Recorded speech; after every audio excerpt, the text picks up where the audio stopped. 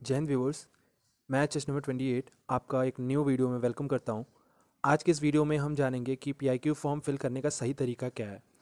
Actually recently मैं एक SSB board गया था, तो वहाँ पे जब पीआईक्यू फिल करा रहे थे सर, तो वहाँ काफ़ी बंदों ने जो फ्रेशर्स होते हैं तो उनमें से काफ़ी ने गलती करी उसमें, और कुछ ने डिमांड भी किया पीआईक्यू के लिए सर से। लेकिन सर का रिएक्शन क्या रहा होगा वो आप सबको पता है। अबे साले। ऐसा आप लोग के साथ ना हो तो इस वीडियो को एंड तक ज़रूर देखें, और वीडियो पसंद आए तो अपने दोस्तों के साथ शेयर ज़रूर करें। सो स्टार्ट करते हैं। तो कुछ इस तरीके से दिखता है जो पीआईक्यू फॉर्म मिलता है आपको। हालांकि अभी मैं रिसेंटली विजिट किया था सितंबर में, तो एक चीज़ वहाँ कुछ कुछ चीज़ें अपडेट हुई थी, वो मैं आपको बता दूंगा आगे वीडियो में कि कैसा दिखेगा पीआईक्यू आपका। ठीक है, तो स्टार्ट करते हैं अभी। तो देखिए, एक फील्ड पीआईक्यू है कैंडिडेट का। तो यहाँ सबसे पहले हमसे पूछ रखा है कि हमें अपना सिलेक्शन बोर्ड और प्लेस फिल करना है। तो सिलेक्शन बोर्ड आप लिखोगे, ठीक है। बीच में ये जो एंड दिख रहा है ना, नंबर एंड प्लेस लिख रखा है, तो यहाँ पे आपको ये एंड जरूरी है, ठीक है, एंड फिल करना। और उसके बाद प्लेस क्या है, वाराणसी। तो 4 AFSB वाराणसी में है। तो इस तरीके से आपको फिल करना है। आर्मी बोर्ड वाले अपना अपने अकॉर्डिंग करेंगे, एयरफोर्स वाले इस तरीके से करेंगे। आर्मी बोर्ड वालों का भी जो आपका नंबर होगा एसएसबी का वो लिखोगे, और किस प्लेस पे है वो लिखोगे, ठीक है। अब ये तो जो बैच नंबर ये वहीं फिल कराएंगे, और चेस्ट नंबर भी वहीं फिल कराएंगे आपको, ठीक है। अब आता है सबसे इंपॉर्टेंट, आपका रोल नंबर।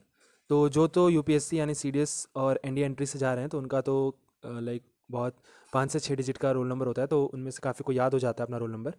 लेकिन एफकेट में क्या है कि एफकेट एंट्री अगर आपकी है तो आपका जो रोल नंबर है ना आपके एडमिट कार्ड पे प्रिंट होता है, ठीक है। और ना ही जो कॉल लेटर ईमेल में आता है उस पर आता है। वो आपका कॉल लेटर जो आप डेट सिलेक्शन के बाद डाउनलोड करते हो, सिर्फ उसमें आपका एफकेट रोल नंबर होता है, एफकेट नंबर लिखा लिखा होता है, ठीक है। तो वो 13 डिजिट का होता है, तो उसको प्लीज़ प्लीज़ याद कर लेना। क्योंकि मेरे टाइम पे कोई ऐसा बंदा नहीं था जिसको अपना एफकेट का रोल नंबर याद हो। और साइकोलॉजी टेस्ट के बाद तुरंत बाद आपको जो एफएसबी में है पीआईक्यू फिल कराते हैं, तो आपके पास कुछ होता भी नहीं है, ना कॉल लेटर ना कुछ, कि आप वहाँ से देख के अपना रोल नंबर लिख पाओ, ठीक है। तो वो 13 डिजिट का होता है, उसको प्लीज़ आप याद करके जाना। फर्दर प्रोसीड करते हैं। हमारा जो सेकंड पॉइंट है वो है हमारा नेम, ठीक है। अब नेम पूरे पीआईक्यू में सिर्फ आपका नेम ही आपको कैपिटल लेटर में लिखना है, जैसा आपके मेट्रिकुलेशन सर्टिफिकेट में लिख रखा है वैसा लिखना है। बाकी कुछ आपको कैपिटल लेटर में नहीं लिखना है पूरे पीआईक्यू में, ठीक है। तो ये कैंडिडेट है अमित कुमार सिंह, इनका पूरा नेम है, तो इन्होंने अमित कुमार सिंह फिल कर दिया, ठीक है। उसके बाद आता है फादर्स नेम। अब कैंडिडेट के पापा तो डिफेंस फोर्सेस में थे, तो इन्होंने अपना जो पापा का रैंक था वो लगा रखा है, मेंशन कर रखा है, ठीक है। तो अगर आपके केस में ऐसा कुछ नहीं है तो आप सिंपली मिस्टर लगाएंगे अपने पापा के नाम के आगे, ठीक है। और उसके बाद सिंपली पूरा नाम लिखेंगे पापा का। और डिफेंस फोर्सेस वाले इसी तरीके से आपको लिखना है, ठीक है। अगर सर्विंग है तो सर्विंग है तो जो अभी का रैंक है उनका और पूरा नेम उनका, ठीक है। और अगर सर्विंग नहीं है, रिटायर्ड हो चुके हैं, तो ऐसे मेंशन आपको करना ज़रूरी है ब्रैकेट में रिटायर्ड, ओके। अब आते हैं हम लोग एड्रेस पे। एड्रेस आपको, देखिए, सबसे पहले आपको क्या फिल करना है, प्लेस फिल करना है, ठीक है। उसके बाद डिस्ट्रिक्ट फिल करना है, उसके बाद स्टेट फिल करना है। जो फर्स्ट है मैक्सिमम रेजिडेंस, सबसे ज़्यादा आप कहाँ रहे हैं अपने पूरी लाइफ में अभी तक। प्रेजेंट रेजिडेंस, अभी कहाँ रिसाइड कर रहे हैं आप। और परमानेंट रेजिडेंस, मतलब जो आपके आधार कार्ड पे एड्रेस है, परमानेंटली आप कहाँ रह रहे हैं, ठीक है। तो वो फिल करना है आपको। तो देखिए, इस कैंडिडेट के केस में तो सिमिलर है, तीनों चीज़ें सिमिलर हैं, ठीक है। तो इसने सिमिलर लिख दिया। लेकिन अगर आपके केस में अलग अलग है तो उसको पूरा आप मेंशन करेंगे, और सिमिलर है तो प्लीज़ हर एक केस में रिपीट करिएगा। उसके बाद एक चीज़ जो मैक्सिमम कैंडिडेट भूलते हैं या उसको इग्नोर करते हैं, किसी को नहीं पता होता इसलिए नहीं लिखते हैं, with approximate population of the place. तो अगर आप अपने एसएसबी के लिए रिपोर्ट करने वाले हैं, तो आप जहाँ पे भी रह रहे हैं, तो आपका मैक्सिमम रेजिडेंस का जो प्लेस है, प्रेजेंट रेजिडेंस का जो प्लेस है, और परमानेंट रेजिडेंस का जो प्लेस है, उसका पॉपुलेशन, अप्रॉक्स पॉपुलेशन आप देख के जाएँ और वहाँ ऐसे मेंशन करें। अब जो आपको नया पीआईक्यू मिलेगा, वहाँ पे ये एड्रेस के नीचे यहाँ पे ही आपको एक ब्लैंक मिलेगा। हर एड्रेस वाला कॉलम जो है उसके नीचे एक ब्लैंक मिलेगा अलग से पॉपुलेशन लिखने के लिए, ठीक है। तो अगर आपका एड्रेस बहुत बड़ा है तो आप वो भी नीचे वाले कॉलम में उसको पूरा कर सकते हो, और पॉपुलेशन भी आसानी से लिख सकते हो, ठीक। अब उसके बाद पूछ रखा है वेदर डिस्ट्रिक्ट हेडक्वार्टर और नॉट, ठीक है। तो इसमें प्लेस है आपका, तो आपका जो परमानेंट प्लेस है, परमानेंट रेजिडेंस का जो प्लेस है, क्या वो हेडक्वार्टर डिस्ट्रिक्ट हेडक्वार्टर है। अगर है तो येस लिखना है, अदरवाइज नो लिखना है। तो इनके केस में नहीं है तो इन्होंने नो किया है, ठीक। Okay, let's go ahead. तो अब देखिए, आपसे पूछ रखा है यहाँ पे स्टेट एंड डिस्ट्रिक्ट। तो स्टेट सिंपली यहाँ पे आपका जो स्टेट है, और डिस्ट्रिक्ट इस तरीके से आपको मेंशन करना है, बीच में एंड साइन को नहीं भूलना है। अब रिलीजन पूछ रखा है, रिलीजन में आपको हिंदू नहीं लिखना है। अगर आप हिंदू हैं तो हिंदू नहीं लिखना है, बुद्ध हैं तो सिर्फ बुद्ध नहीं लिखना है, बुद्धिज़्म जैसे आप लिखते हैं, जैनिज़्म लिखते हैं, उसी तरीके से हिंदुइज़्म लिखना है, ठीक है। तो आप जो भी हैं, हिंदू, मुस्लिम, आपका सिख हैं, क्रिश्चियन है, जो भी हैं, तो वो आपको यहाँ पे मेंशन करना है, ठीक। हिंदू वालों को मैं स्पेसिफिक बता रहा हूँ कि हिंदुइज़्म लिखना है, सिर्फ हिंदू नहीं लिखना है, ओके। अब यहाँ पे आपसे देखिए पूछ रखा है वेदर SC ST OBC। तो यहाँ क्वेश्चन पूछ रखा है। अब मेरे टाइम पे कुछ बंदे ऐसे थे जो इन तीनों कम्युनिटी से बिलोंग नहीं करते थे, तो वो सर से पूछते हैं कि सर मैं अनरिजर्व्ड हूँ या जनरल हूँ तो मैं क्या लिखूँ, ठीक है। तो ऐसे क्वेश्चन पूछने का कोई मतलब नहीं है। सिंपली यहाँ पे आपको पूछ रखा है, अगर हैं तो आप जो भी हैं उसको मेंशन करें, अगर नहीं है तो यहाँ सिंपली नो लिखें, ठीक है। तो ये कैंडिडेट ओबीसी हैं तो इन्होंने अपना मेंशन कर रखा है। उसके बाद आपका जो मदर टंग है वो आपको मेंशन करना है, जो भी है बंगाली, हिंदी, पंजाबी जो भी है वो आपको मेंशन करना है, ठीक है। फिर आपका डेट ऑफ बर्थ इस फॉर्मेट में ही रहेगा, DD MM YY YY, okay. उसके बाद आपसे स्टेटस पूछ रखा है आपका, मैरिड है, सिंगल है या विडोअर है। तो ये कैंडिडेट सिंगल है तो इन्होंने सिंगल मेंशन किया है। उसके बाद आपसे पूछ रखा है कि क्या माता पिता जीवित हैं, पेरेंट्स अलाइव, ठीक है। तो इन्होंने यहाँ पे देखिए ये गलती कर रखी है, इन्होंने यहाँ पे नो को टिक कर रखा है, ठीक है। तो यहाँ पे यस था इनका, इसलिए यहाँ पे इन्होंने नीचे ब्लैंक लीव किया है, ओके। तो ऐसी गलती आपसे ना हो तो प्लीज़ इसको अच्छे से पढ़ के और अच्छे से फिल करिएगा। यहाँ पे इनका यस है। उसके बाद अब आगे आपका पेरेंट्स, गार्जियन, सिबलिंग, ऑक्यूपेशन और इनकम पूछ रखा है। तो यहाँ पे क्या है कि सबसे पहले फादर का देना है डिटेल आपको। तो फादर का एजुकेशन कहाँ तक वो पढ़े हैं, अभी प्रेजेंट ऑक्यूपेशन क्या है वो लिखना है आपको, और प्रेजेंट ऑक्यूपेशन जिसके डिफेंस से रिटायर्ड हैं वो ESM ज़रूर मेंशन करिएगा, जो भी प्रेजेंट ऑक्यूपेशन है उसके अलावा, ठीक है। और कुछ नहीं है तो सिर्फ एक्स सर्विस मैन आप मेंशन कर सकते हैं। और टोटल जो इनकम है मंथली वो लिखना है आपको, ओके। अब मदर इनकी मैट्रिकुलेशन, इनका एजुकेशन है तो आपको मैट्रिकुलेशन ऐसे आपका जो भी है आपके मदर का वो डिटेल यहाँ फिल करना है। उसके बाद मदर का ऑक्यूपेशन और मदर का इनकम, और इनकम कुछ नहीं है तो इस तरीके से आपको एक डैश मतलब बनाना है। तो इस तरीके से आपको एक साइन, इस तरीके से एक साइन आपको बनाना है, ओके। उसको मतलब ब्लैंक नहीं छोड़ना है। उसके बाद आपके ब्रदर सिस्टर सिबलिंग जो भी हैं तो उनका डिटेल देना है। तो इनकी यंगर सिस्टर है जो कि अंडर ग्रेजुएशन में है, BA 4th सेमेस्टर, और स्टूडेंट है और इनका कोई भी इनकम नहीं है। तो इस तरीके से आपको भी अपने पेरेंट्स का, गार्जियंस का, सिबलिंग्स का डिटेल्स देना है, ठीक है। अब आते हैं मोस्ट इंपॉर्टेंट कॉलम पे, आपका जो एजुकेशनल रिकॉर्ड वाला कॉलम है, ठीक है।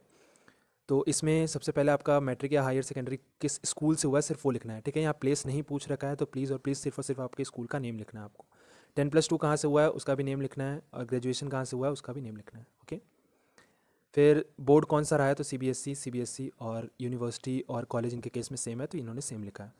उसके बाद ईयर, आपका ईयर जो भी जिस ईयर में भी आप पास आउट हो वो लिखना है आपको।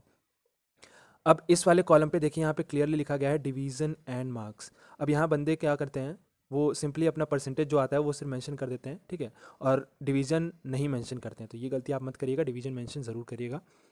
उसके बाद मीडियम ऑफ इंस्ट्रक्शन पूछ रखा है, तो इंग्लिश इनके केस में आपका जो भी, अगर आप स्टेट बोर्ड से हो, जो भी आपका मीडियम ऑफ इंस्ट्रक्शन रहा है वो आपको मेंशन करना है।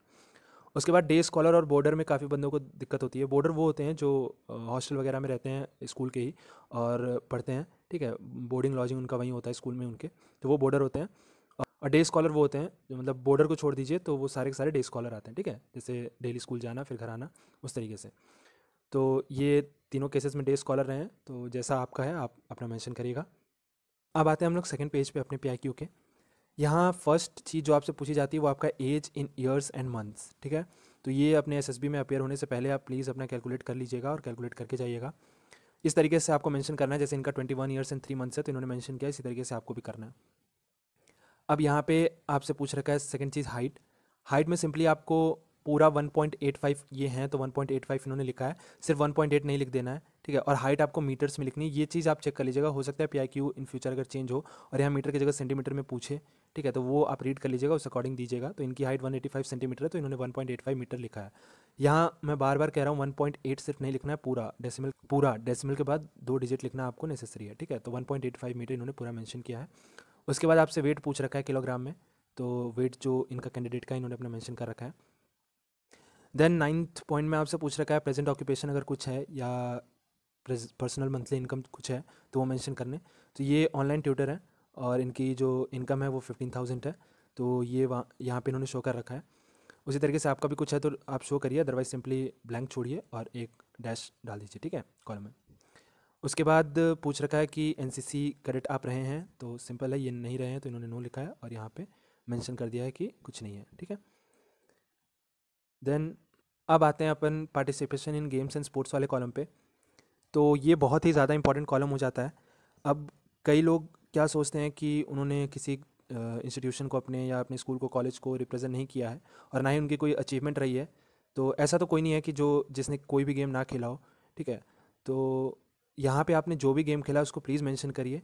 ज़रूरी नहीं है कि आप उसमें कुछ आपका अचीवमेंट हो, आपने किसी को रिप्रेजेंट किया हो, लेकिन जो जो खेला है वो प्लीज़ मेंशन करिए। और कुछ नहीं खेला है तो प्लीज़ स्टार्ट कर दीजिए खेलना, और उसके बारे में जान के उसको पीआईक्यू में मेंशन करिए, ठीक है। ये आपको हेल्प करेगा।